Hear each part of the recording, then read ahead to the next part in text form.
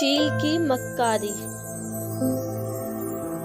ایک چیل کئی دنوں سے کبوتر خانے کے پاس چکر لگا رہی تھی تاکہ اپنا پیٹ بھر سکے، لیکن ایک بھی کبوتر اس کے ہاتھ نہ آتا۔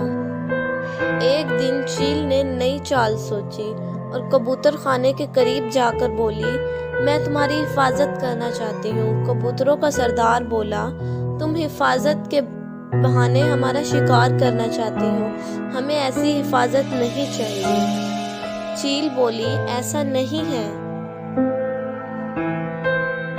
میں بھی تمہاری طرح ایک پرندہ ہوں، اگر تم مجھ کو اپنا بادشاہ بنا لو تو میں تمہاری حفاظت کروں گی۔ کبوتروں کے سردار نے چیل کو بادشاہ بنانے سے صاف انکار کر دیا۔ کبوتروں کی طرف سے انکار کے باوجود چیل ہر روز وہاں آتی اور بہت پیار ان باتوں کو دہراتی۔ ایک دن چیل نے دیکھا کہ بلی نے کبوتروں پر حملہ کر دیا ہے۔ چیل بلی پر جھپٹ پڑی اور بلی کو مار کر زخمی کر دیا۔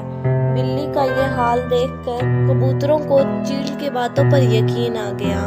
اگلے دن سارے کبوتروں نے مل کر مشورہ کیا کہ چیل کو اپنا سردار بنا لیا جائے کیونکہ وہ ہماری حفاظت کرتی ہے۔ چند دنوں تک تو چیل نے کبوتروں کی خوب حفاظت کی، ان سے خوب اچھی طرح بات کی۔ اس کی وجہ سے ان کا چیل پر بھروسہ اور بھی بڑھ گیا۔ ایک دن معصوم کبوتروں نے کبوتر خانے کی چابی بھی چیل کے حوالے کر دی۔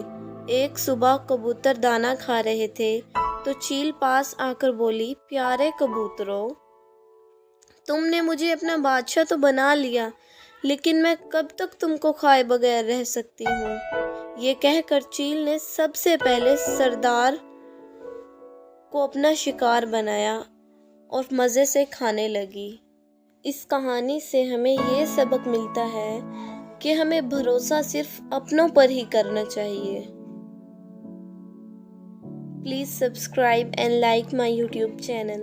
Thanks for watching.